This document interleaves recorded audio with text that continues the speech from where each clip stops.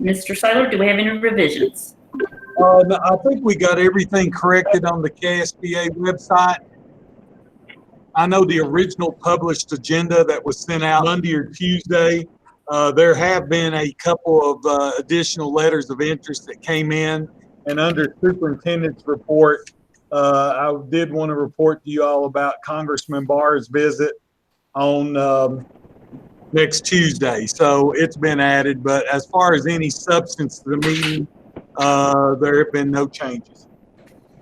Okay. So we'll get started with facilities, and we have a construction update. And first we have the Area Technology Center. Well, do we want to back up and say the pledge? Oh, okay, we can do that. Yeah, just in case. I mean, we normally do that. And everybody will stand.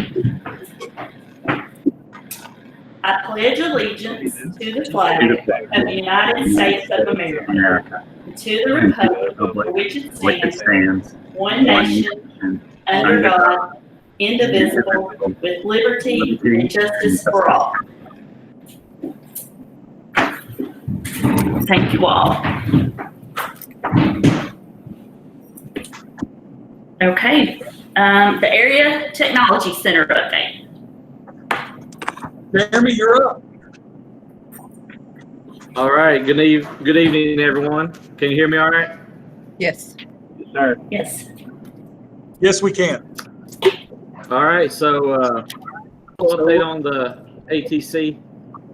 We finished up Area B slabs. They all got poured. So, you see the progress, I'm sure, with the steel going up right now on the last section of B there. We've now dropped over the hill, if you'd say, A to Area A, and we have started the foundation footers, and we hope to get those footers poured here about in 3 to 4 weeks, and get Area A caught up to Area B. So we're looking September, about the end of September, just to give you an idea, to start putting the roof on Area B, which is the area that the steel's erected right now, and then we'll continue on from there on A. We had a little our steel delay in our steel for our ped, where we would have already had that across the parent loop road, and people could start seeing that one up, but it should be here in the next couple of weeks, and you'll really see a progress on that pedway. So with that said, I want to thank Mr. Saylor and Peter. They've been great about getting questions answered, and RFIs and submittals turned around pretty quick, which helps out big time on a project this size. If you have any other questions for me, I'll take them. Or Mr. Saylor, anything I left out? I think you're on mute. Mr. Saylor. Board members, Does anybody have any questions for Jeremy?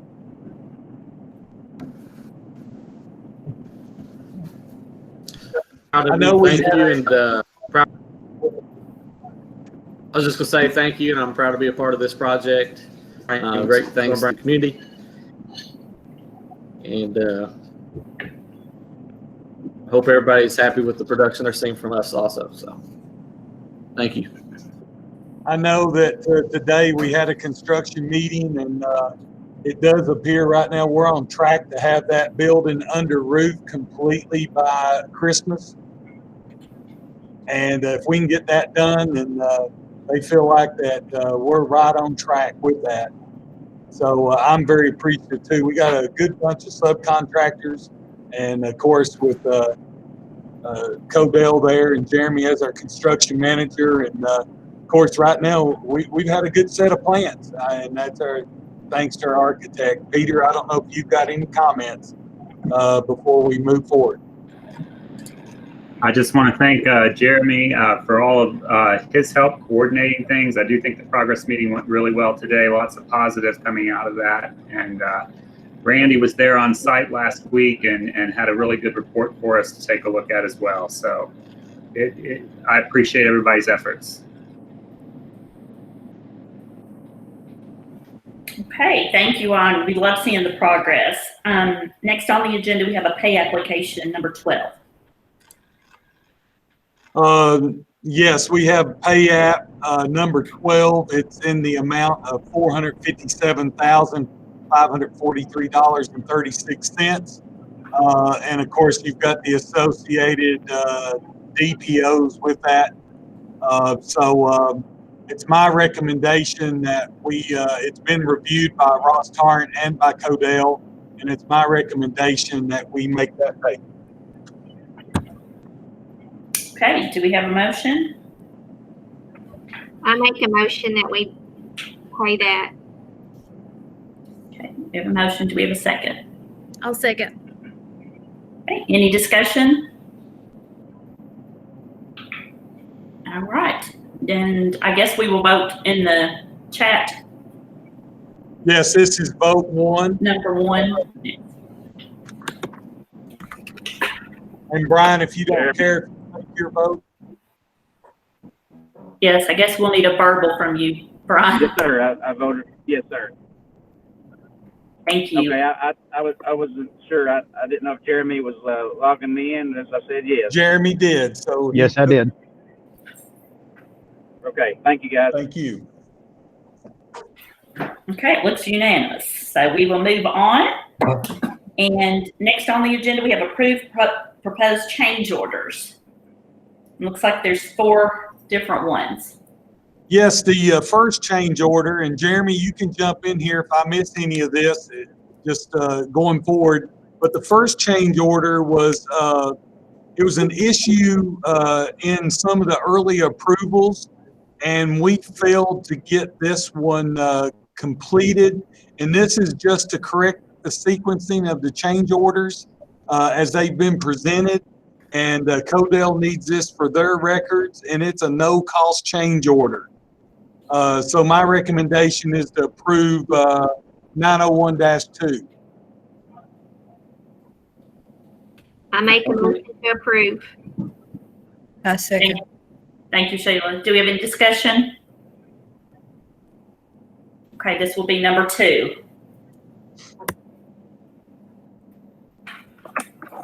So yes for me, Jeremy. Thanks, Brian. Thank you all for bearing with me on this drive. Oh, you're fine, man. Okay, next we have to approve change order number 3-4. Guys, I learned something today, and Felicia and I was talking about this week, is that we really didn't know what the change order numbers were in terms of why was it a 3-4 or whatever. So the board members know then the first number is the bid package. As you know, there was 17 different bid packages on this project.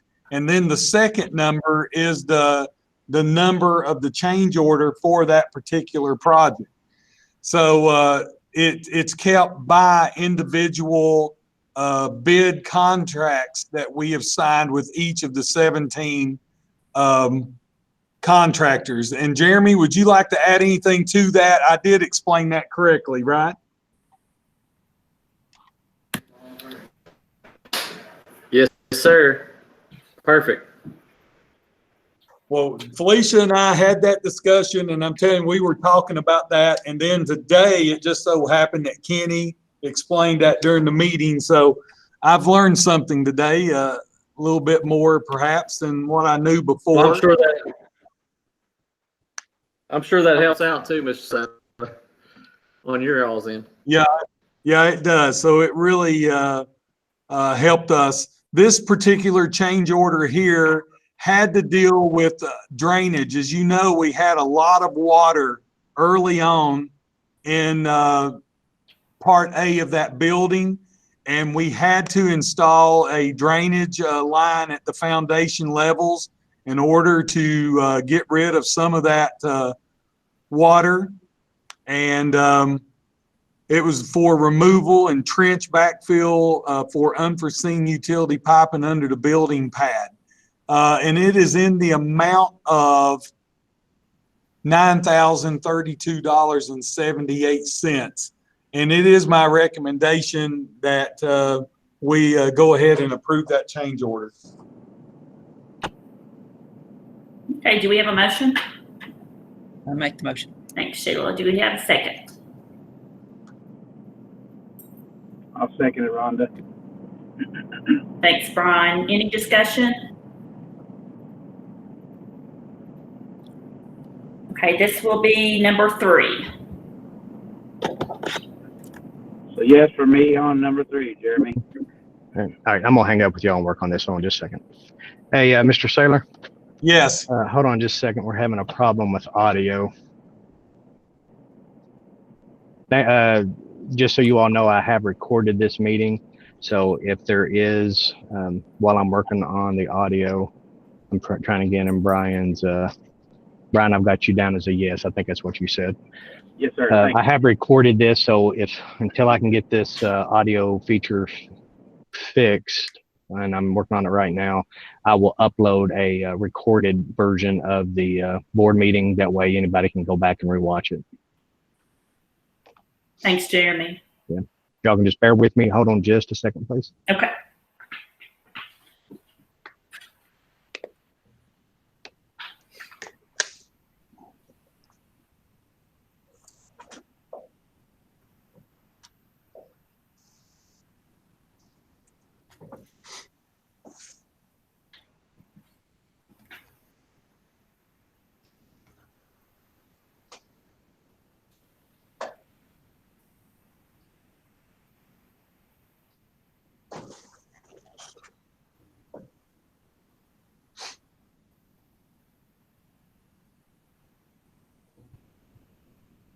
Technology is a wonderful thing when it works. If it don't, it's not. It doesn't. Okay, but we got cell phones and people are texting and calling me about it.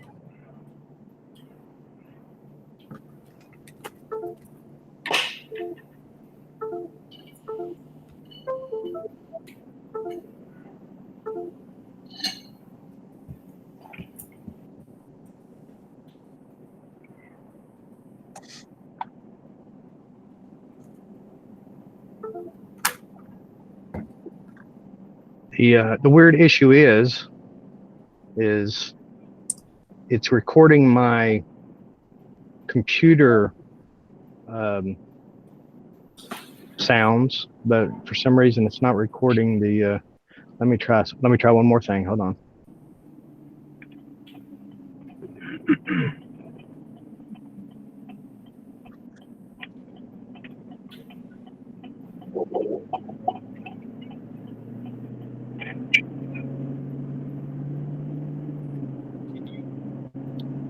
Made a change here. So like 15 to 25-second thing. So you can check minutes.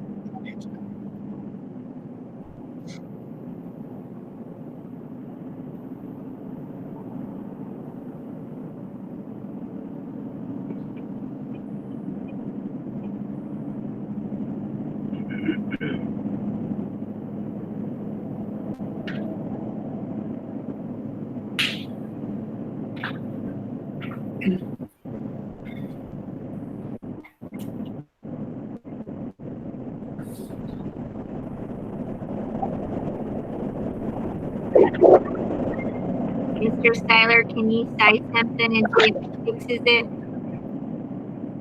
Excuse me? We have it pulled up on my cell phone. Can you see? Can you all hear me now through YouTube? Hello?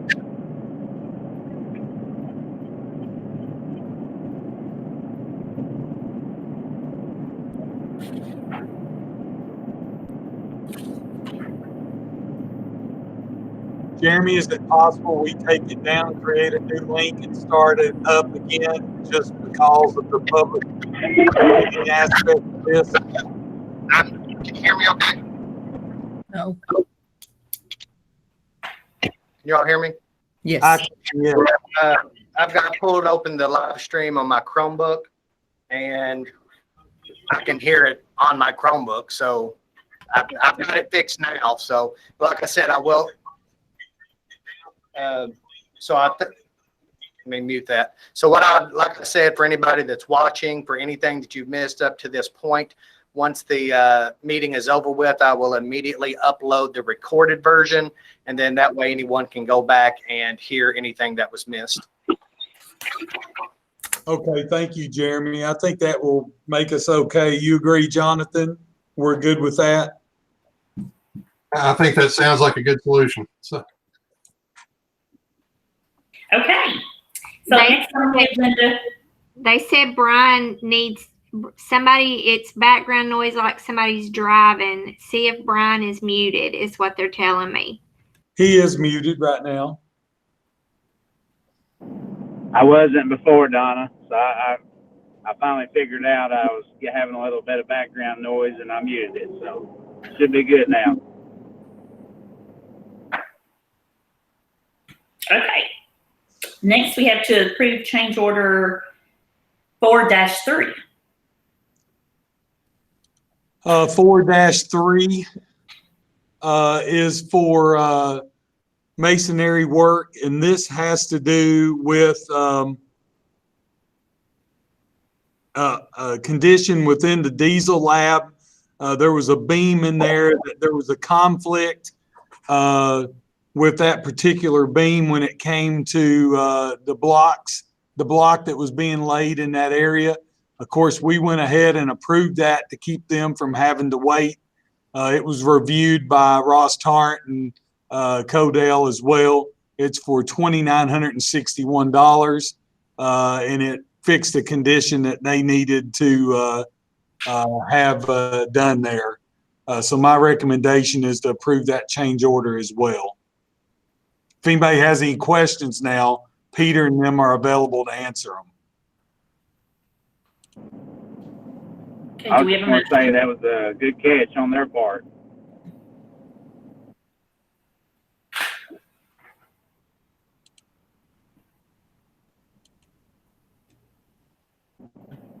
So do you need somebody to make a motion?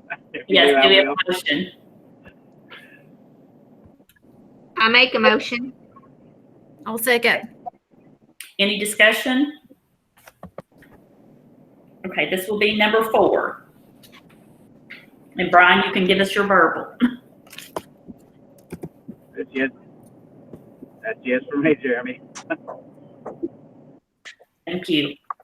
Okay, and we have one more, and the next change order is number 9-4. And I believe this is the paint contractor. It comes down to the floors in those labs, the exposed concrete floors. They had a lot of success in the tech center, I believe it was at Clark County, that they used this tinning on the floor that gives us a better finished product. Was it Clark County, Jeremy, or was it Martin County that you all did this? Yeah, that was at, Peter could talk about it too, but it's on the Clark County. You're correct. Yeah, I think we did it in both Clark and Martin. So, and it really does improve the look of the finish of the exposed concrete floors in those labs. And I think, this is a building that's going to be here for the next 100 years, long after we're not around. So I think if that's something that improves the building, by far it is a good thing. And I believe the total cost for that was, let me go back to $4,300. And I think it's money well spent. So it's my recommendation to go ahead and do that. Okay, do we have a motion? I make the motion. Thanks, Sheila. Do we have a second? I'll second. Any discussion? Okay. Actually, I had something I was going to ask Rhonda, if you didn't mind. Yes, go ahead, Brian. So is that just like a tinning, Mr. Saylor or Jeremy or Peter? Is that where they take like the stone and is it kind of like takes off the top layer, and is that what that is? Or Guys, y'all want to answer that? Jeremy, I'll let you hop in as well, since you all forwarded, since you have some experience with it at Clark County. But my understanding is this is a treatment. It's more along the lines of a paint, but it will it's clear to a degree, but it provides a better surface. Concrete, can provide some problems on the surface, and this corrects those discrepancies very well. But Jeremy, you might be able to elaborate a little bit more on the quality of the product. Yeah, and Peter explained it pretty good there. It's pretty much a sealer for concrete. So you've seen them spray probably after a project. I don't know if you've done like a home project and they spray the sealer on there. But this is a little bit more in depth. This is we had the clear sealer, but pretty much just taking a pigment and putting it in there. And like all those blemishes and ugly spots and stains and that construction may cause, it alleviates that.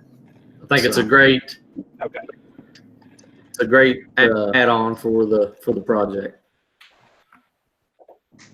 all right, thank you, gentlemen, for the explanation. I just wanted to make sure that everybody out there watching understood. So, Is there any other discussion? Okay, this will be number 5. and that's yes for me, Rhonda. Thank you. Hey guys, and before you move on, Rhonda, just a little update, just sort of keep a little record of change orders here as we move forward. There's a couple other small change orders that will be coming down the road a little bit. There was a trench drain that had to be installed in the diesel lab that we'll be seeing in the near future. There's also a change in the administrative office in terms of a doorway. That was discussed today, that's possibly even going to be a no-cost change order. It's not going to really cost the board anything. But as of right now, we have had less than $15,000 worth of change orders on this project. It's probably somewhere in the neighborhood of, it's getting close to 1/3 of the way complete. It's over 30%, so it's somewhere in that neighborhood. And remember that we had some really big deductive change orders early on in this project. So we're way ahead of the game here when it comes to change orders in terms of money that's being refunded to the board. So I just wanted to remind everybody of that. And again, that goes back to having a good design, having a good set of drawings, having a construction manager on site that you can correct things and change things and get them done, while things are being done. So they're doing a fantastic job out there. And like I said, we're really ahead of the game when it comes to change orders at this point. Okay, thank you. Next on the agenda, we have an update on the EDA WRSI reimbursement process and schedule. And this is something the board will be very interested in because this is $9.7 million of that project. If you remember, we have a $4 million EDA grant, and we also have a $5.7 million Work Ready Skills grant. And we have begun the reimbursement process on both of those. We had a conference call today with EDA out of Atlanta, and we're really close to submitting our first reimbursement application for the dollars for that grant. We had about 5 different things that we worked on today. I know Jonathan has been even working with their attorneys today on the first lien that is part of that process on that grant. So we're moving forward with it. Should expect a payment sometime, I would think, by mid-September. No later than late September, we'll have our first payment. And then here, probably not the September board meeting, but probably by the October board meeting, we have met the conditions for reimbursement or to start reimbursement with work-ready skills. And that process has really been streamlined. It's not going to be as difficult as it appeared that it once was. As soon as we have our match on the project, on the Area Technology Center project, our match was $4.5 million, I believe it was, before we could start getting reimbursement on the state grant. And that should happen about October. And what we've been told, once we're able to get into that process, basically what will happen is that if we exceed the limit come October, then you guys will approve the October pay app, and we will immediately turn around on Friday morning and submit that pay app for reimbursement. And we've been told that it's probably a 2-week turnaround to get that reimbursement. So with the streamlining of that project, with the new administration in Frankfurt, and of course with the Lieutenant Governor being in charge of the workforce cabinet, it's really gonna, we're not gonna have to worry about money flow issues in terms of grant reimbursements. So that's really good news for you all. And it's really good news for the district as we're moving forward. We're not in a money crunch by any means, but now we definitely will not be with work-ready skills coming on board and making the process a lot easier. So I don't know if anybody has any questions, but that's just an update on those 2 processes. Okay, next we will get an update on the bus garage. All right. Thank you all. So I appreciate being able to be here tonight and give you an update on the bus garage. As you can see, when you see the pay app that was turned in this month, the project is nearing 50% completion.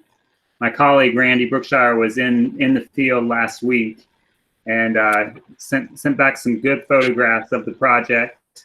The masonry veneer is on the front of the building, and wall panels are going up on the back and the sides, and probably on the front by now. Interior masonry work and concrete work is being completed. They've got the channel drain installed at the wash bay, which is pretty cool to see. And as we move forward on the project, some exciting milestones for the building. You should look forward to seeing the roof go on. The fuel tank should arrive in very early September. It's a big piece that we like to see get installed. Sidewalks around the building and in the bus parking lot. And obviously the interior fit up of the space is also going to take place. A lot happening there in that building. It'll be really nice to see it move very quickly once the roof is on. I'll be happy to answer any questions that you guys have for me on the bus garage project.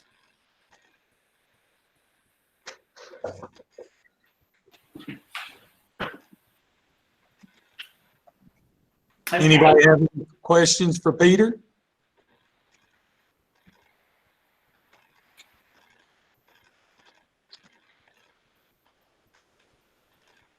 If not, I guess we're ready to move forward. Okay. Now next we have a pay application number 5 with the associated direct purchase orders. If you look at that pay app, we sort of had a miscommunication there in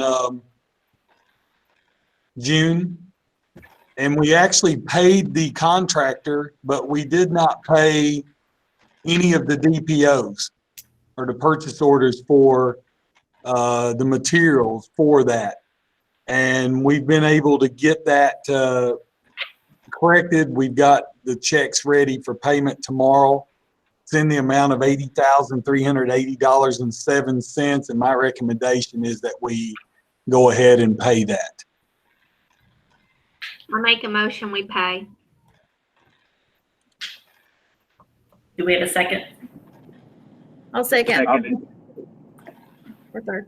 Go ahead, Any- Kenny. Any discussion?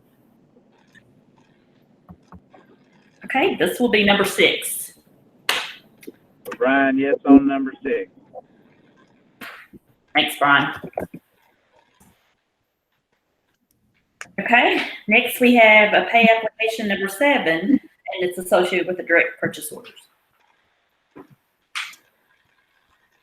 As you can see, if you pull up your attachment, it's for a total of $283,152.66. And you can see the difference there. This pay app, of course, has the payment to the general contractor, which is Stanford Builders. That's last in that June payment, that's all that we paid. So this gets us caught up to date on the entire project. And my recommendation is to make that payment for $283,000 and change. I make a motion, we pay. Do we have a second? I'll second. Any discussion? Good. Okay, this will be number 7.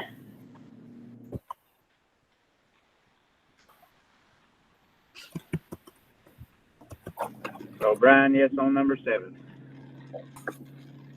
Thanks, Brian. You're welcome. Okay, and next we have consideration or approval of a change order number 2. Yeah, Mr. Saylor, I'll be happy to jump in if you'd like. Okay.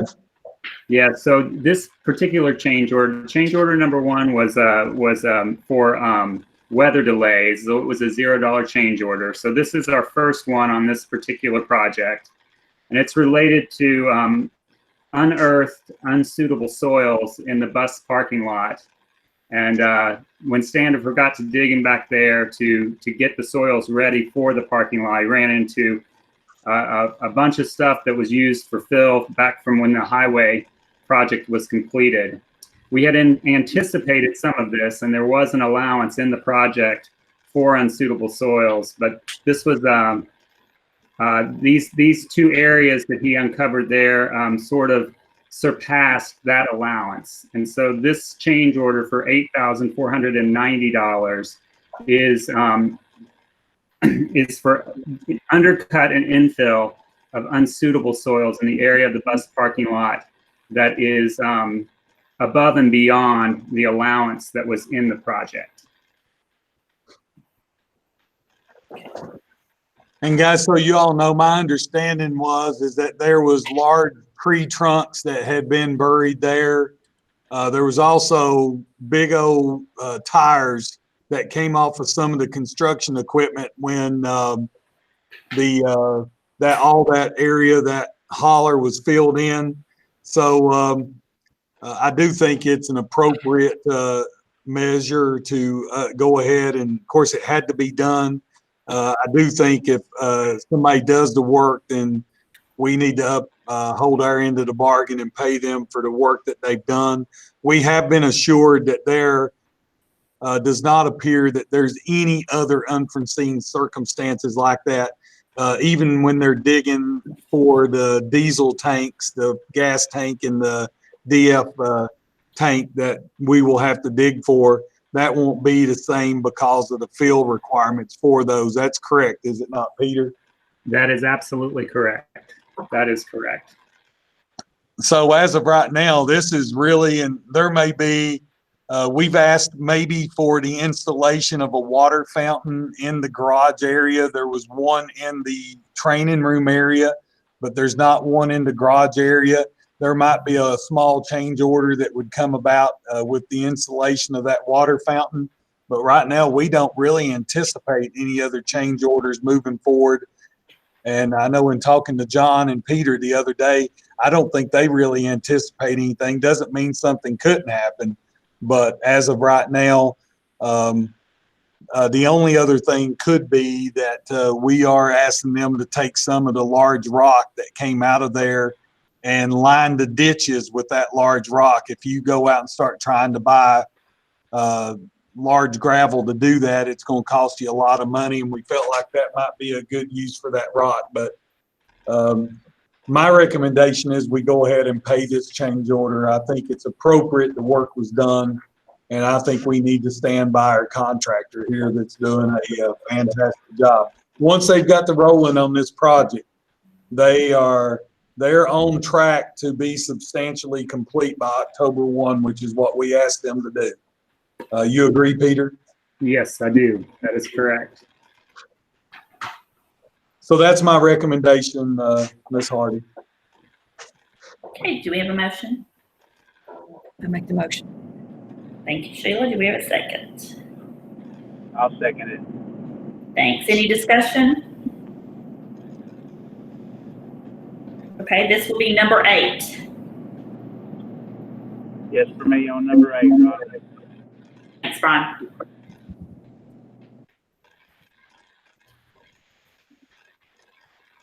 All right. Next on the agenda, we have a central office middle school bleacher replacement project. So first we have to award the construction contract. Of course, this is the bleacher replacement project for the middle school, and along with some work that we're doing at the high school and central office. You all approved this a couple of months ago.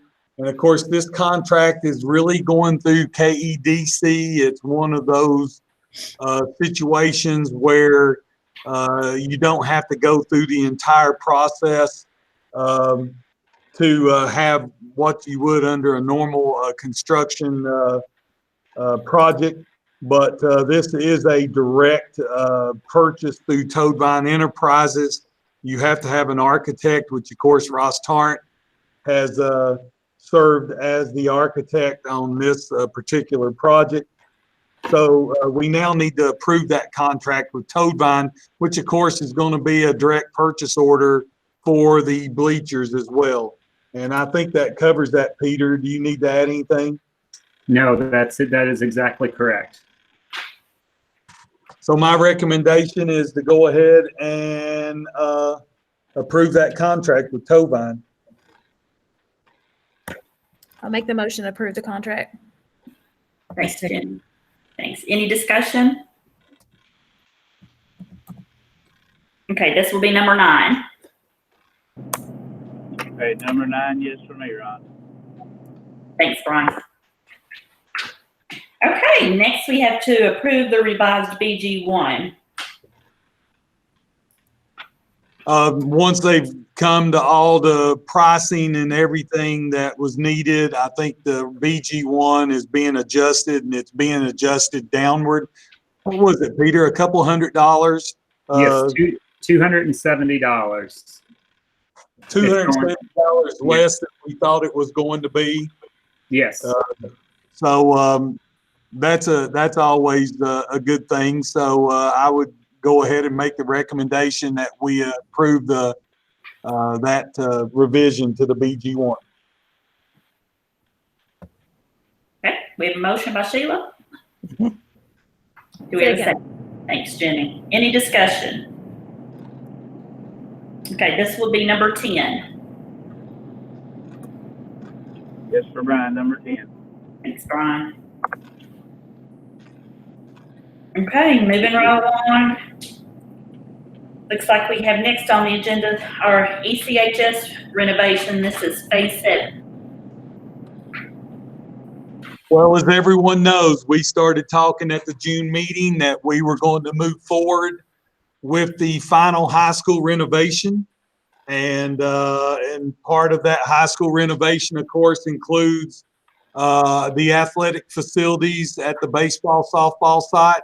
It also includes a complete renovation of the football stadium there adjacent to the high school, along with the track and tennis facilities. So we've done some preliminary cost analysis for that project. So the first thing that we have to do is hire an architect. If you go to your KSBA attachments for this item, you will see that, yes, there's a lot of interest out there from architect firms right now in terms of wanting to work with us, and that says a lot, I think, about our school district. I believe that just the fact that we have a good reputation out there, but I also know that we have to make a determination for our school district as what's the best fit for us.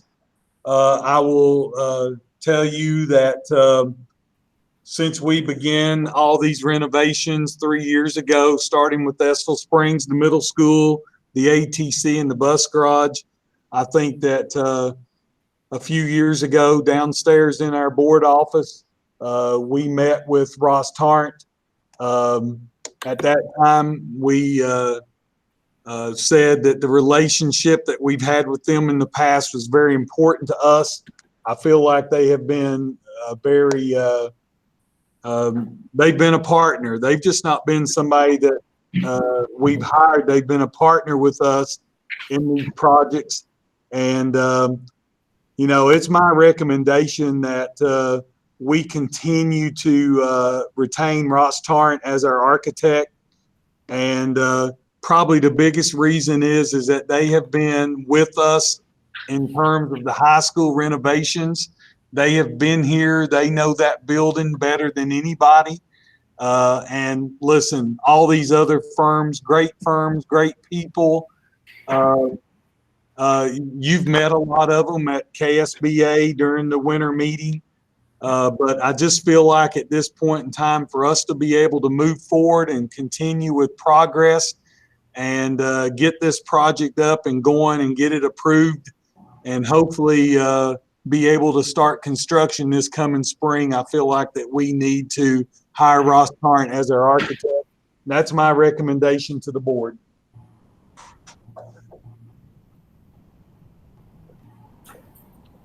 Do we have a motion?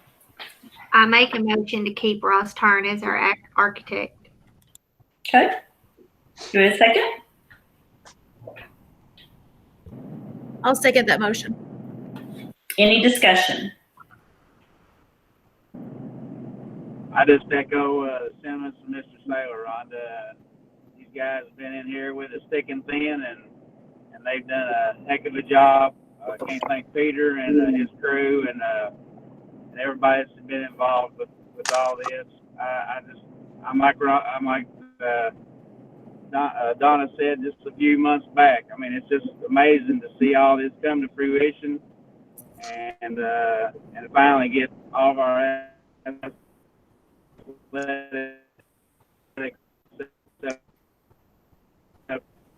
part too as well. And I'm just so happy to even remotely be a part of this. Just a small part, and it just does my heart happy to see these things come to fruition. Sorry, I get off the soapbox now. Thanks, Brian. Any other discussion? I'm lost. Did I have a motion? Yeah. Sorry, I got it all jacked up. You did, Brian. That's number 11, right? Yes. Yes, and I think there was a motion and a second. Right, so that's to vote on number 11. Y'all, some of them had jumped ahead and voted, so I was confused. I'm sorry. Oh, I'm sorry. That's no worries. That's a big fat yes for Brian. So on that, so. Thanks. Okay, I'll get back on track here. So next we had to approve to hire a construction manager. Again, we had 3 different firms that reached out. I'm sorry, we had 4 different firms that ended up reaching out to us in terms of interest with the construction manager process on this job. I do really feel like that a construction manager is needed. And the reason being is that, again, to have a person on site that can really have eyes on construction. It's going to be taking place at 3 different locations on our high school property. I think that's important, and to have the level of expertise that they have. Again, we had 4 solid firms, had a new firm that bid that I'm very familiar with the people that's involved with that. But again, I look at so far what's happened with our project here on the ATC and the services that's been provided by Codell Construction and what they have done and the success that we've had so far on the ATC project. I know that they're going to deliver that same level of excellence on the high school project moving forward. And this will be the 3rd project that I've worked with them on. If you all accept my recommendation here in a minute, and my recommendation is that we continue to retain Codell as our construction manager for this high school renovation, and they're already on site. So we won't have to worry about somebody mobilizing or anything like that. They're here, they're ready to go, and there's not a better construction manager firm in the state. And I recommend that we retain Codell as our construction manager. I make that motion. Thank you. Do we have a second? I'll second that, Rhonda. Thanks, Brian. Any discussion? Okay, this will be number 12. Yes, for me on number 12.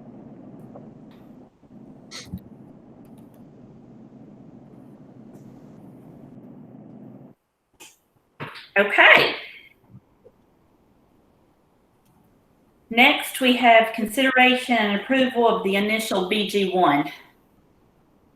And Peter, you're still with us, so congratulations on being hired as the architect for this project. Up until now, you've done a little bit of work and hadn't been paid for it.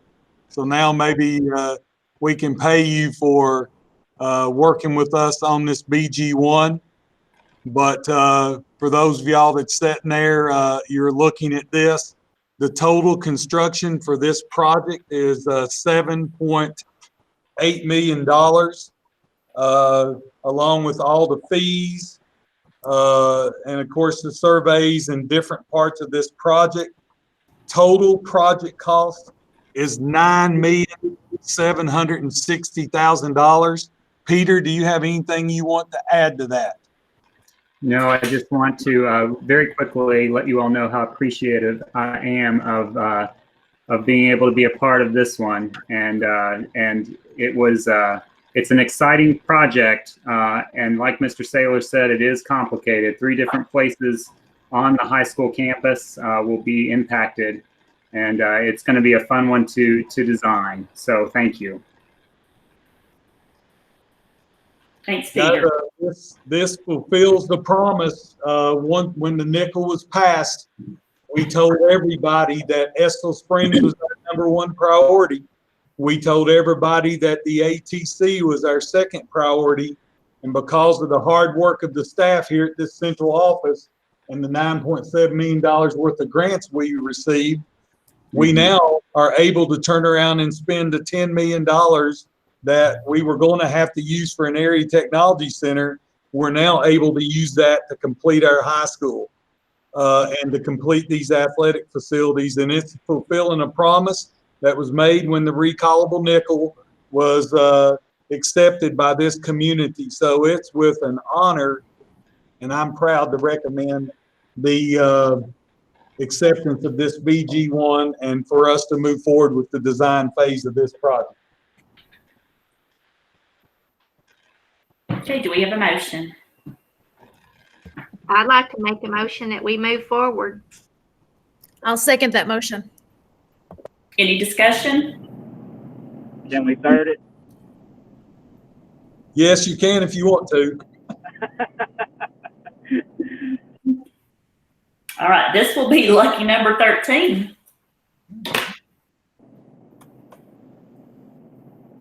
That's yes for me, Jeremy. In all caps.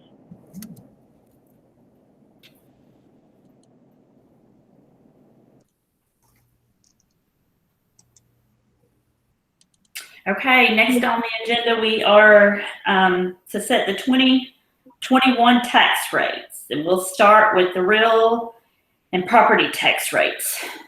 Yes, and if you all will look at your KSBA attachments, if you click on the 2021 tax rates, you will see the notice of hearing for the Estill County Board of Education. It sort of explains where we're at in terms of the tax rate and what it will generate for this coming year. To go back, we discussed a minute ago about the recallable nickel. 4 years ago, when we approached this community and we started speaking to our taxpayers about the recallable nickel, I want you to remember that at that time, we only had $1 million in our building fund. We could not have even hoped to have done any of the projects that we needed to do. We had an HVAC system at Estill Springs that was failing, and it was failing rather quickly, and $1 million would not even have begun the design of that system. And we went out to the community and we spoke to them about the recallable nickel, what it would do for our community. And we know at that time when we set that tax rate, everybody realized that for every dollar that the Estill County taxpayers contributed to the building fund, the state of Kentucky was going to contribute about $2.20. That's why we've been able to do $24 million worth of construction. But what went along with that night when that vote was made, this board made an obligation, or they made the promise that for the next 4 years, and this is year number 4, that we would not raise taxes on this community. And that promise is being kept tonight. Our current tax rate is 51.1 cents. And that the recommendation that I have for the board is that we freeze the tax rate at 51.1 cents. And I think it's important that we let everybody know that taxes now are cheaper in Estill County than they were the night that we passed the recallable nickel. So over the last 4 years, we've actually lowered the tax rate for the taxpayers of Estill County. But with COVID-19 and all of the things that's going on, I do not think that it's wise that I think it's wise that we keep the current rate at 51.1 cents. We honor our promise that we made 4 years ago. And so that's my recommendation for item number A, which is real and personal property taxes. I recommend that we set the rate at 51.1 cents.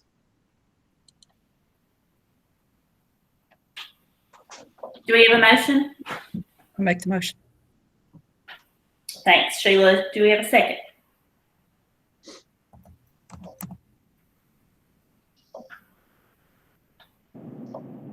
I'll second it. Thanks. Any discussion? Okay, this will be number 14. All right, Brian is yes on number 14. Thanks, Brian.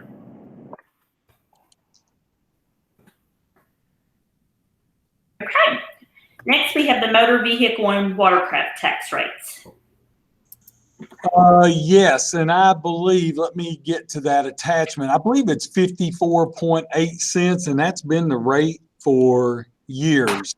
And of course, that rate has been frozen. And correct me if I'm wrong, Felicia, is that correct? 54.8?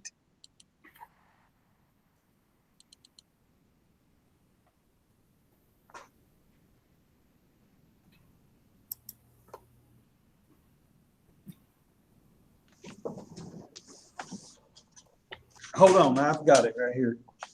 Yes, it is 54.8 cents. That is the current rate.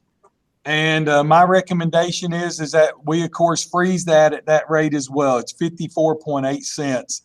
And that would be my recommendation. Okay, do we have a motion? I'll make the motion. Thanks, Sheila. Do you have a second?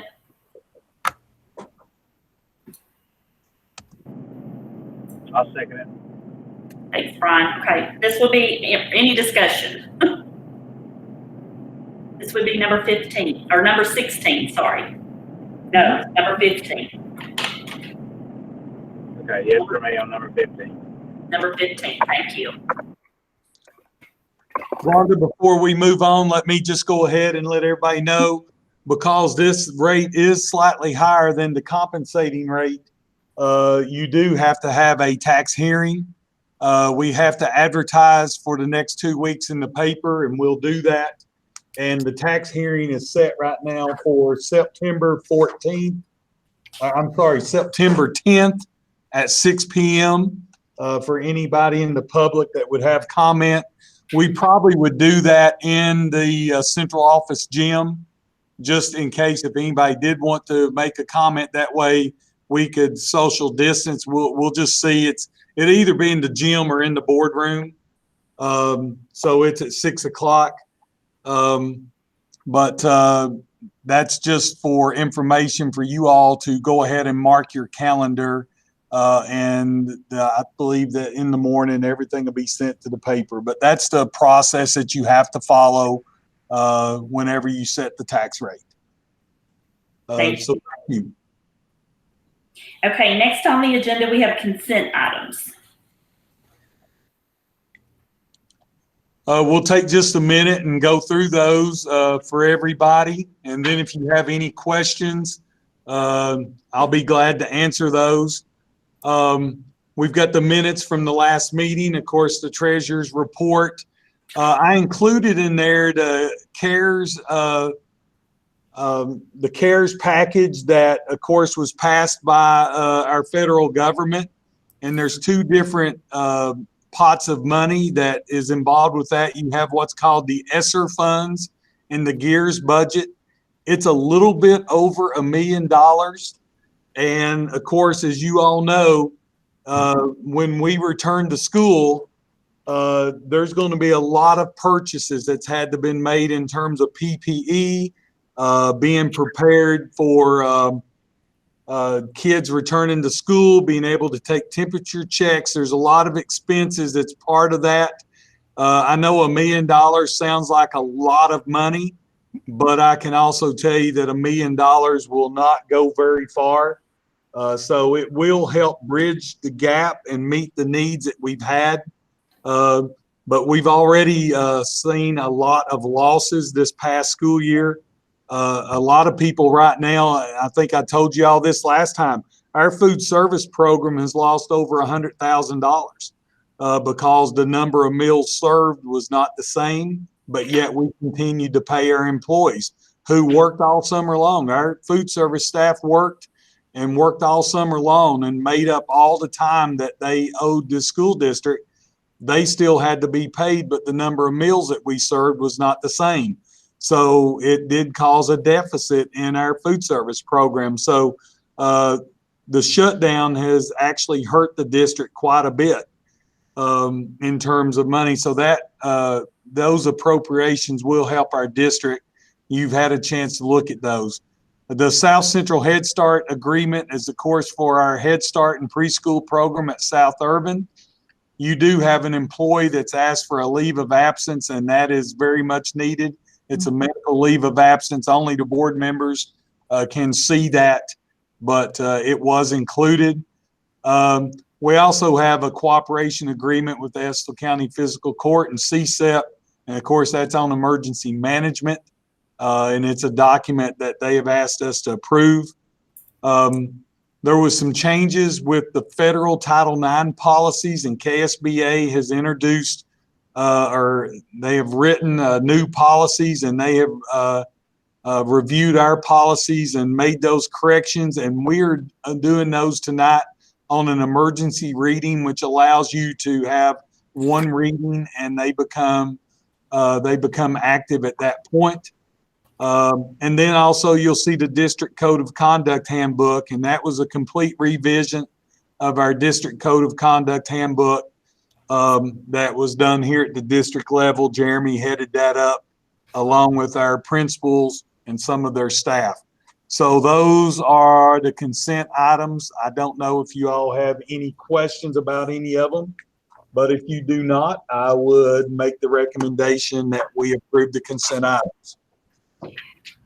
Mr. Saylor, I've had several parents contact me and ask me about the meals that we're serving for the children. And they specifically wanted to know, since we're going to go back virtual, they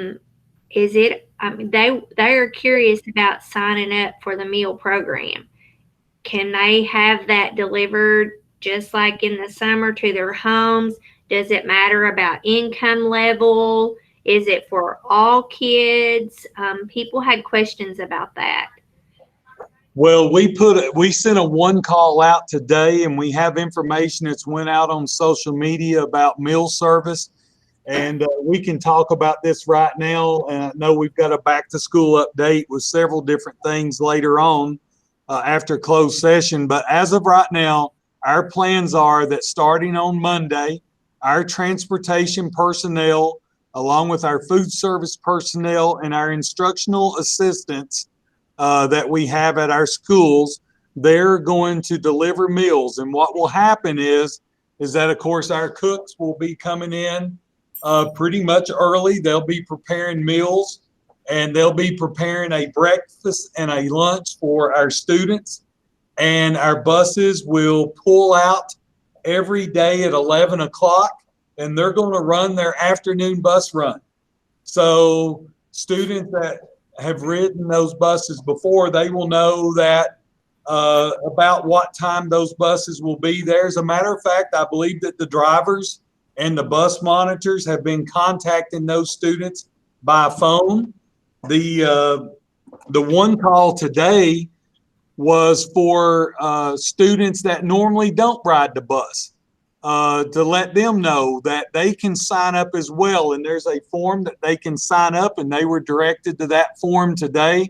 Our goal is that every student can receive a meal. I've really right now directed our food service personnel. I know that they were waiting on a waiver.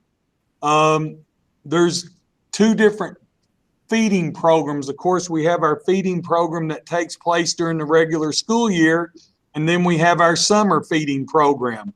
The summer feeding program, the regulations for it are relaxed a whole lot more. So during the summer, any student or any child really from really birth or up to eating age all the way up to 18, regardless if they're a student or not, they can receive a meal. And we were waiting for federal approval for them to approve summer feeding starting next week. Now, I'm not sure what happened with that, but what I've instructed our food service and transportation personnel, if we have a child show up, whether they're a student or whether they're in school, we're going to feed them. We'll keep the count, and we'll use CARES money to pay for those meals. So anybody that shows up that honestly from once they can begin eating real food at 2 years old all the way through 18, they can get a meal. So that's what our plans are. And even when we go back on hybrid instruction, and I know that it's the desire of the board and it's the desire of our personnel as well, on September 28th, absent a mandate by the governor, we will return to in-person instruction on a hybrid model. So even on those Wednesdays, we will be delivering meals to students on those Wednesdays. We will have opportunities for meals to be picked up on. If you're an A student, you'll be able to pick a meal up on Thursday or Friday. If you're a B student, you'll be able to pick them up on Monday and Tuesday. So we're really trying to make meals available to all of our kids, make it a little bit easier where parents don't have to get in the car and come pick up those meals, but trying to provide meals directly to the door of where they catch the bus. And not only can we deliver meals doing that model, but if there's papers or items that need to be delivered to our students, or if our students in turn have something that need to be delivered to one of our schools, then we can do that as well. I hope that answered your question, Ms. Yeah. I think the scenario was a parent has to work and their kid can't come to school. And normally they wouldn't get meals delivered to them, but the parent has to work. The child is going to be home by themselves during the day to do their virtual school. And that was it okay for them to sign up for the meal feed program, regardless of money, regardless of the situation. I understood it was for all children that were in our school system. That is correct. Now, once we go on the hybrid model, we will not be able to deliver meals on Monday, Tuesday, Thursday, Friday, because our drivers will be driving their normal morning and afternoon routes. But we will make meals available for pickup on those days, but it's just impossible for us to deliver on those days because of wage and hour with our bus drivers and our monitors. Thank you, Mr. Saylor. You're welcome. Any other questions? And there'll be some more back to school information here once we come out of closed session. So my recommendation is to approve the consent items. Okay, do we have a motion? I make a motion. I second it. Thanks, Donna. Any discussion? Okay, this will be number 16.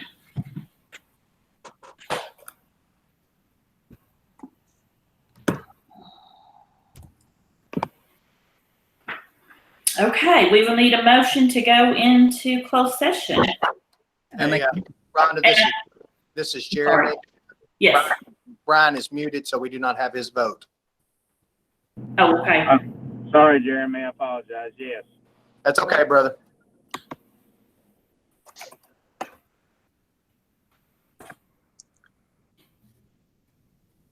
Did I have a motion to go into closed session? And I think, Mr. Sutherland, we're going to limit this. So what time will we plan to come back out?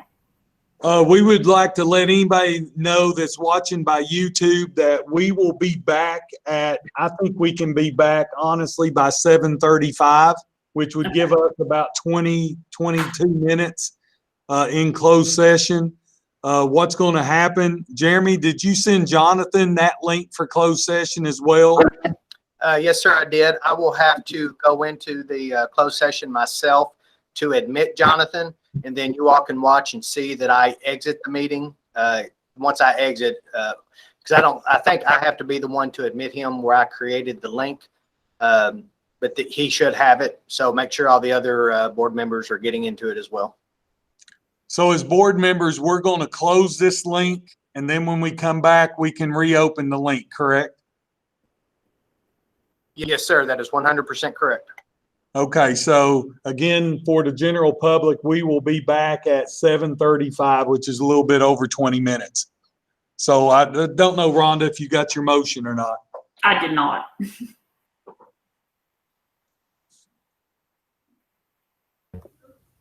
I'll make a motion. I Thank second. Okay. All right, this would be number 17. Yes, for me. Thanks, Brian. Okay, so I'll see you all on the other side here on the other Google Meet. Thank you.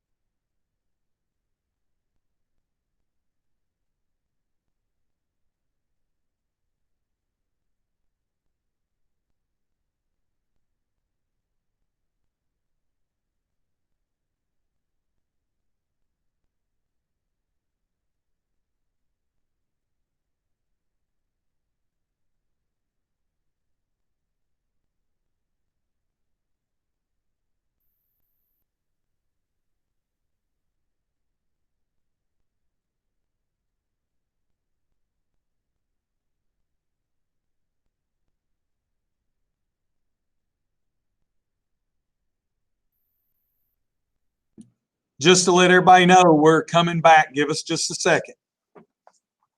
5 minutes late. Imagine that, Tanya. I wonder who did all the talking.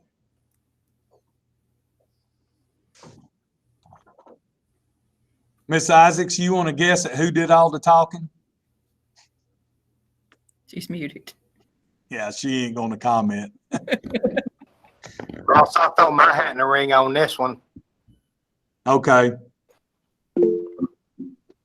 Never mind. You see Tanya's chat, no guessing, I know.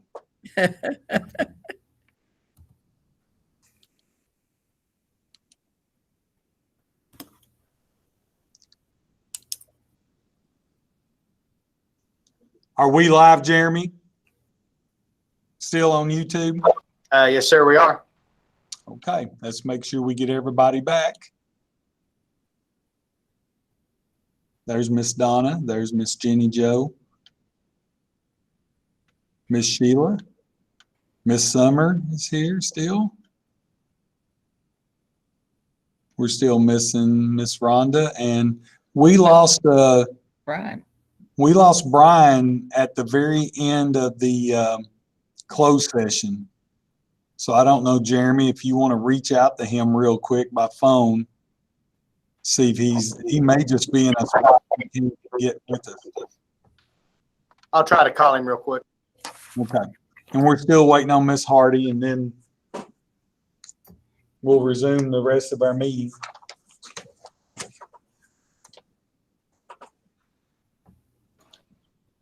Mr. Sadler, I called Brian's number. It went straight to voicemail, so that makes me think that he does not have cell signal. We'll just need to indicate when we go back into the meeting that he is no longer present. I think it's taken Miss Hardy just a minute to log back in. It took a few minutes for her to get in on closed session.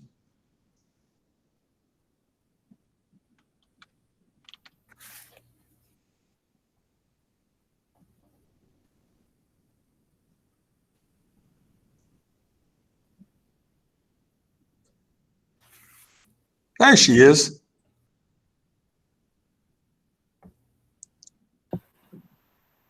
Miss Rhonda? Yes, I'm extreme. My system is slow, sorry. No, that's okay. Just letting you know that Brian actually dropped off at the very end of the closed session. So Yeah. he may actually be in a spot that he has no service. Okay. So when we called, I guess you're getting ready to call the meeting back to order. I would just indicate that he is no longer in attendance at the meeting, and Jeremy will keep an eye out for him. Okay. All right, I call the meeting back to order. I think we've lost Brian, so maybe he will join us back. And next on the agenda is we have public comments. I just wonder,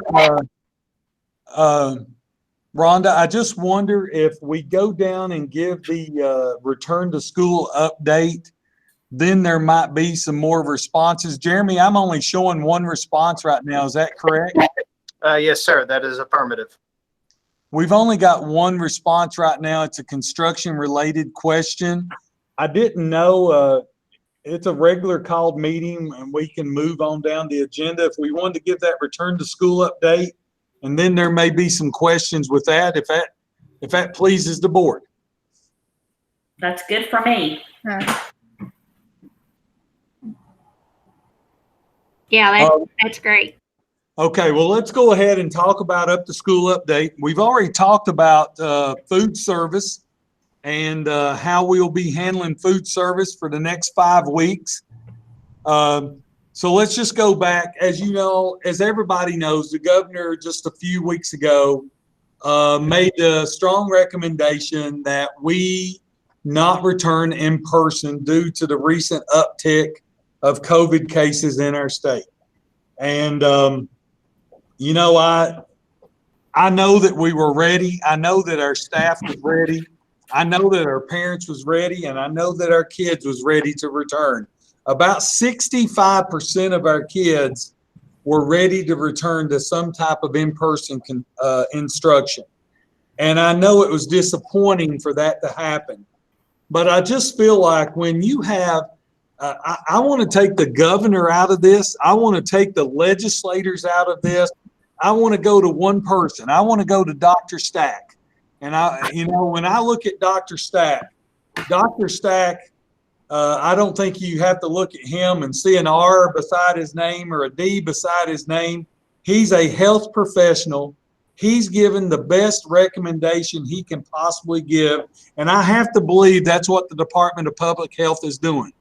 So I'm going to if I'm going to err, I'm going to err on the side of caution. And I appreciate the fact that as board members, you all have pretty much said, Mr. Saylor, we're going to listen to your recommendation on these things. And when he made that strong recommendation and Dr. Stack said he believed it was best that we delay the start of school for just a little bit to see if we could get this in control, I believe that's what we should do. I'm not going to sit here and argue about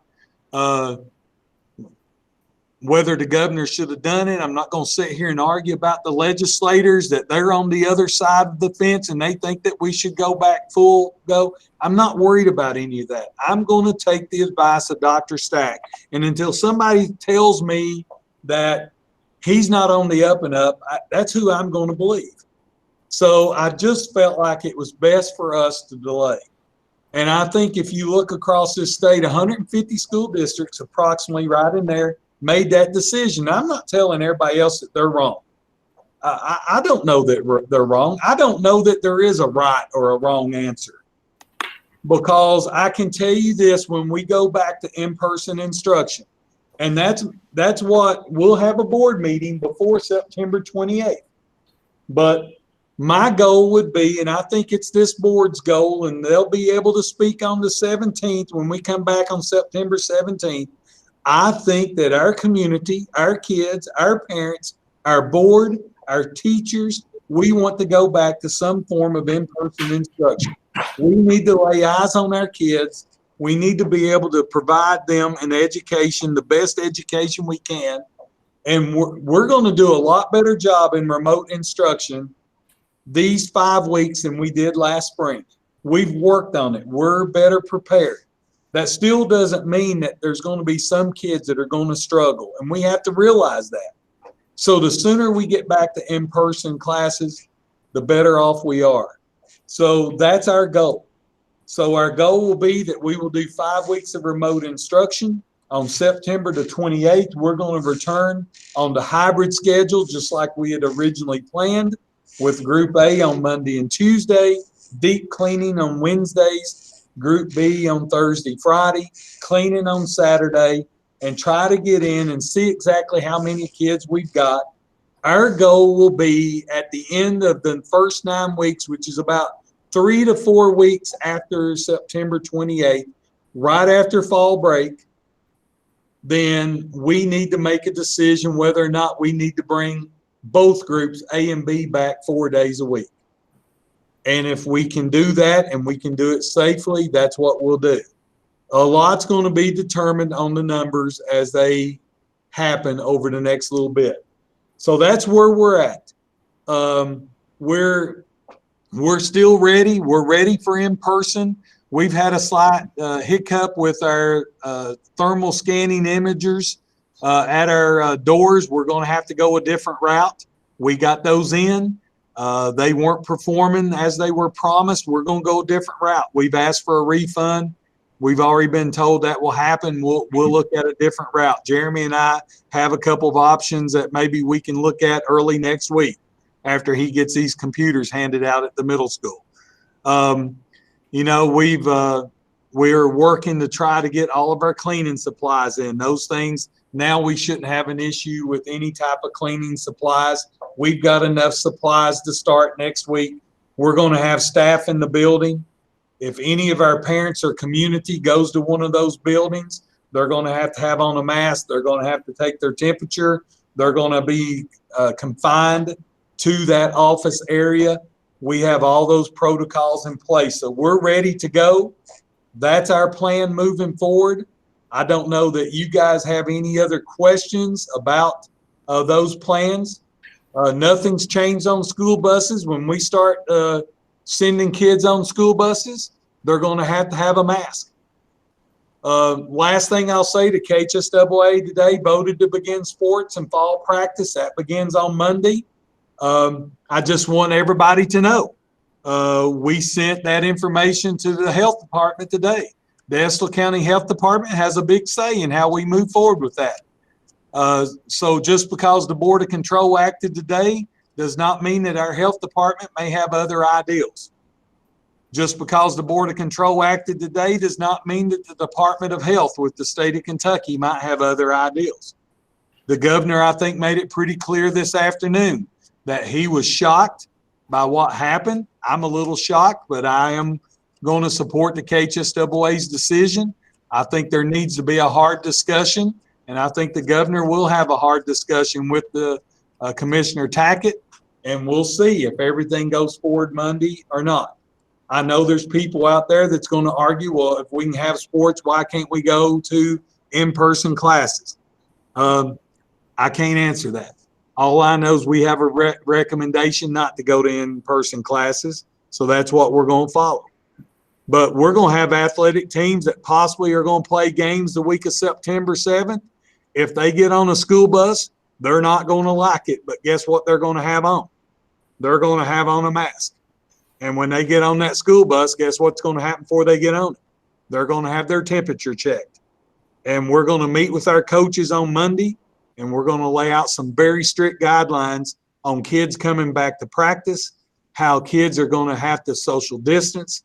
And we're going to make sure our coaches know that we're going to be an open book. If a kid is sick, they don't participate. They don't participate until they have a test to determine that they're not infected with COVID-19.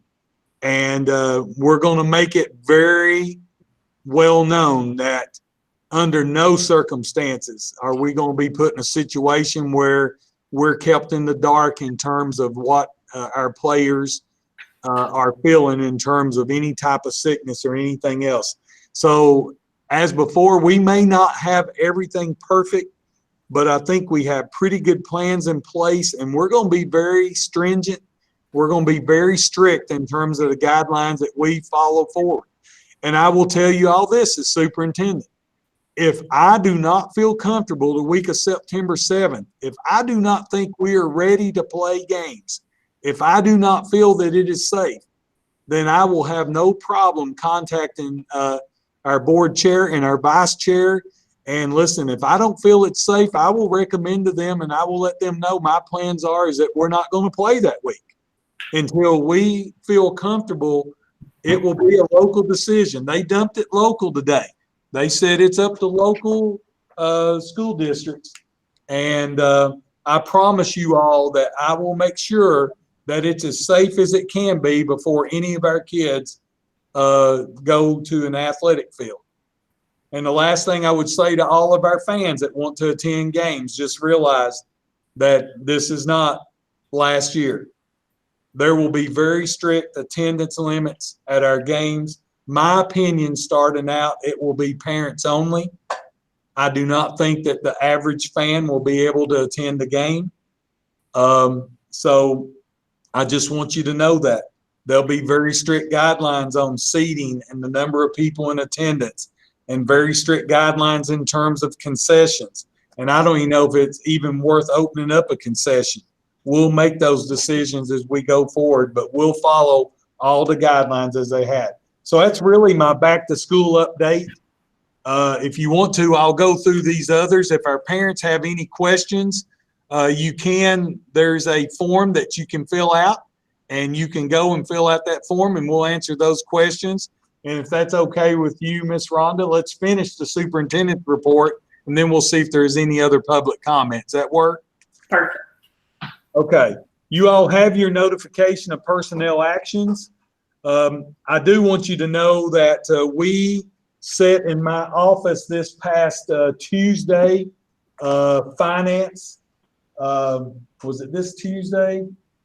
I wanted to give you the right date. No, it was, I can't remember. It's Monday or Tuesday. Days have run together at this point. But we really went through our personnel and we identified positions that we have open, positions that's not been filled, all of those things. I want you to know that we identified approximately 12 positions that are currently open in our school district. But what I have done as superintendent is I have basically instituted a freeze right now on hiring, because I want to make sure that we can come out on the other side of this thing unscathed financially. And when we're presenting a budget in January, it's a budget that we can live with. Right now, we've identified probably $200,000 in savings in terms of salaries, that positions that we don't need to hire right now. Now, if we get back to in-person instruction and we get back to in-person instruction 4 or 5 days a week, we'll have to relent on some of those. We'll have to have some of those positions back. But for right now, they've been froze. The return to school update we've just done. Cybersecurity is something that Jeremy had on the agenda. Jeremy, do you want to comment on that? Yes, this actual cybersecurity report that you guys have in front of you has to be approved in August of every single school year. It is basically a reminder to the school board that we are fiscally and socially responsible for all the cybersecurity for everyone within the district. Really, what this pertains to is the protection of PII, or personal identifiable information, for all staff and students. If anything were to ever happen that this information has been compromised, the board would have to take action on that, whatever the response may be, whatever the cost may be, to get that rectified. And you can go through and see all of the rules and regulations pertain to that. Real quick, the next one there is the energy report. And I hope y'all looked at that energy report.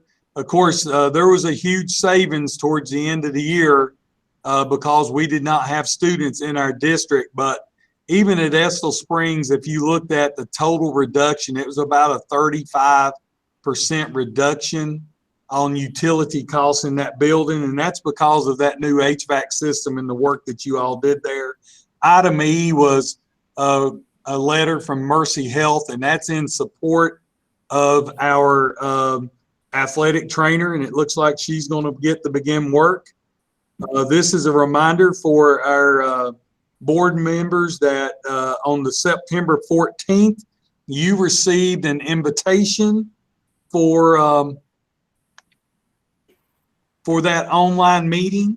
And of course, that meeting does provide some service credit toward your required board meeting, your board education. So please make plans to log on to that.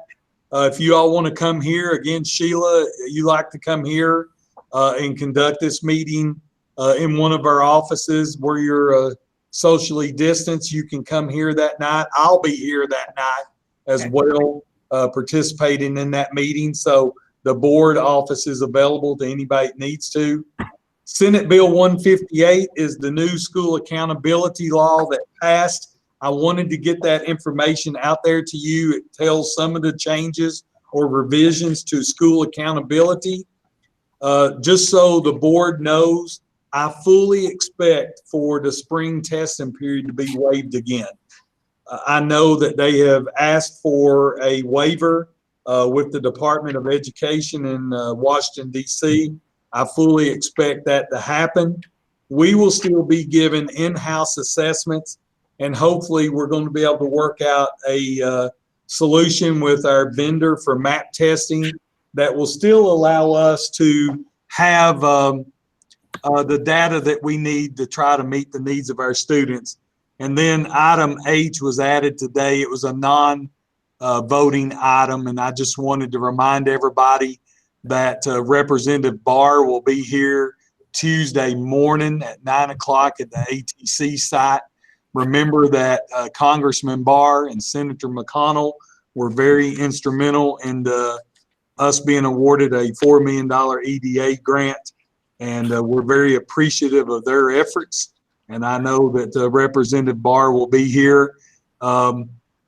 His field representative wanted to make sure I will have hard hats for everybody.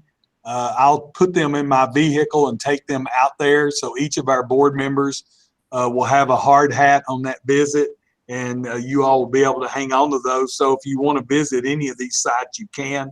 The Congressman's staff office did make the specific request that all social distancing rules should be followed, and and they've asked for masks to be worn. So that's basically my update for the superintendent's report, Rhonda. Thank you. Did I understand Jeremy needed approval, or did I misunderstand on the cybersecurity? No, it's not an approval issue. It's just a matter that we have to make sure we bring it to your all's. Oh, okay. All right. Thanks, Jeremy. Yes. And Okay. if I'm not mistaken, Rhonda, just one other update with that. Part of your property and liability insurance policy, there is a cyber rider as part of that policy that we pay for as well. So it's very important we protect the information of our employees. Just to add to that, so in case you all are trying to figure out, how would we be financially responsible? If for some reason, let's say someone were to hack Infinite Campus or something like that, or someone were to put student social security numbers on a thumb drive and lose it, or any of those things, we would have to take measures that take fiscal responsibility to help those either do some type of credit lock, or I really can't think of the words to say, but I hope y'all are getting my drift on that we would have to take whatever was responsible to help those people for their information getting out. Okay. Thank you. Okay. We will go back to public comments now. Anything else been added, Jeremy? No, sir. It's just as of right now, it's only the one response. Well, You hopefully you have it up. I'll tell them what it is. Hopefully it's a construction question, but hopefully we're doing a good job getting information out there on our website and on social media. And I know that our schools have been in contact with our parents.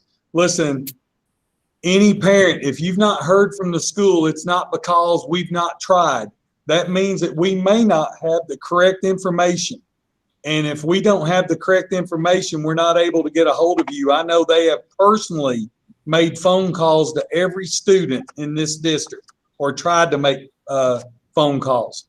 So if there is something that's happened that you've not heard from your school, if you will call 723-2181, and if you will call that number tomorrow, that is our board office. And if you will leave your information with Miss Rebecca at the front desk, we will get your school in contact with you and your child. We want to make sure that we're ready to go on Monday. And just know that Monday may not be actually perfect, but we're going to do our best to try to get back in the swing of things. And hopefully by Thursday and Friday of this week, or maybe even Wednesday, we'll be up and running at full speed. We're asking our parents that set the school day aside. School starts at 8 o'clock and dismisses at 3 o'clock in the Estill County school system when we're in normal session. So we're asking you to put your children on a schedule. It will work better if you do that, if they know that this is the time that's set aside for them to do their schoolwork.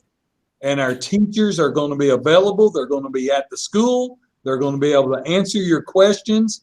But we hope not to have what happened last spring when we started having students emailing our staff after midnight, and during after dinner time. We want to be cognizant of our staff. Our staff is working hard, but they're not on duty 24/7.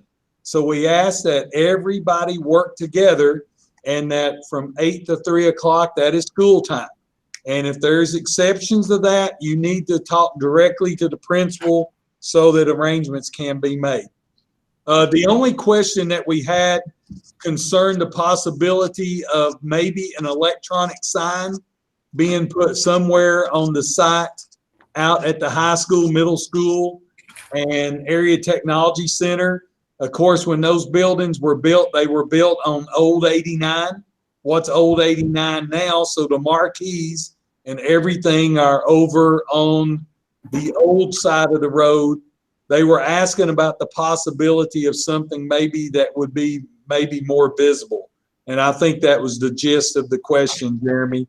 And we will look into that.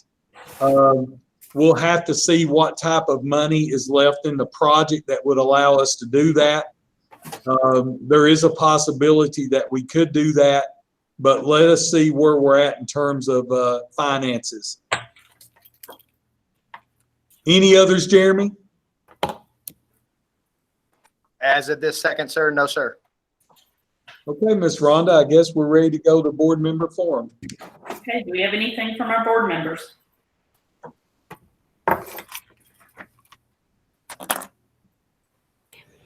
Mr. Saylor, and members of the board, I hope that it's okay at this time to make this comment. I just want to say what courage that it takes for Congressman Barr to get back here to Estill County with everything that he's been through with his family.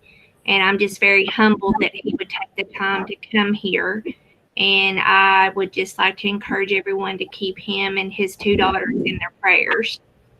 And I appreciate his work very much. Thanks, Donna. Thank you for that comment. And so you all know, you know, I think as school board members and as school superintendent, I think we need to try to be as nonpartisan as we can. And I know that's hard to say sometimes, but I think it's important that we work with both sides, both political parties, because as you know, as we work for funding for the Area Technology Center, we work very closely with the governor and his staff. We work very closely with our representatives in the legislature. We also work very closely with Senator Stivers and the leadership in the Kentucky State Senate. So, I mean, our goal is to do what's best for kids and that we work with everybody that's possible. I will say this about Congressman Barr. If he's in Estill County, he usually drops in this office, or he calls me and says, I'm here. If you've got time, come out and see me or come out and meet me. And he's been very much a supporter of this school district. And he did go through a very difficult time. And, you know, he's still going through a difficult time. You know he is, with two young children that no longer has a mother at home. So I'm sure he does need our prayers, as well as our entire state. Our governor needs our prayers, our legislature, our legislators, just our community, our entire state, and our entire country. We're having a very difficult time right now in our country. There's a lot of division, and I hope that we can heal as a country and heal as a land, and that I know that's going to be my prayers as well. And before we adjourn, Mr. Saylor, I'd just like to say on behalf of the board and that, you know, we want all the teachers to know and the staff and to you as well, how appreciative you guys are and how much we know that you all put a lot of hard work into preparing for starting school next week. And this is just a lot of new things going on, and we understand that there's gonna, you know, everybody needs to be patient, and also that everybody, all the staff and you are in our thoughts and prayers too for next week. Thank you. And I will give you one bright spot for this coming week. School's starting on Monday. We will not get one call about a traffic issue at any of our schools. There will be no traffic problems on Monday. So I guess that's the one bright spot, if there is one, of starting back remotely. Absolutely, with all the construction at the middle school and high school. So, Definitely. okay, if no one else has anything, then I just need a motion to adjourn. I make the motion, we adjourn. Someone like to second? Motion. Gotcha. All right. I think if I'm correct, this will be number 19.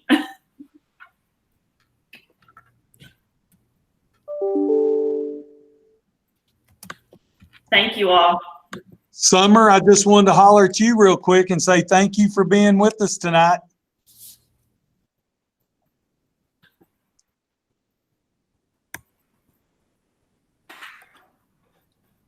She was awful quiet tonight, but we do appreciate our student representative to the board. Absolutely. Yes. Thank you all. Thank you. Thanks, everyone. Thank you Y'all all. have a good evening. Stay safe. Have a good evening. We'll see everybody tomorrow morning about 8, staff. I may be here at 8:30.